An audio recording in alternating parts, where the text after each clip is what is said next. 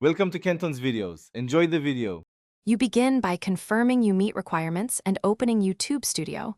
Once there, go to Monetization and Payment Settings. You need a Google Payments profile tied to the same Google account.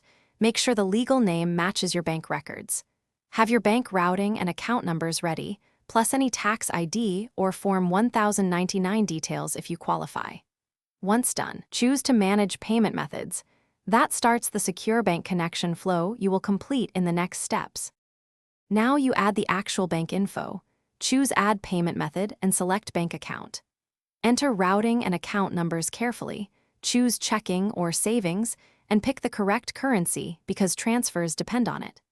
Google may offer instant verification via your bank login or make 2 microdeposits. Follow whichever method appears. You should also set this bank as your primary payout method if you want YouTube payouts routed here. Make sure to save changes and await verification confirmation before expecting payments. Complete the setup by confirming the verification method shown.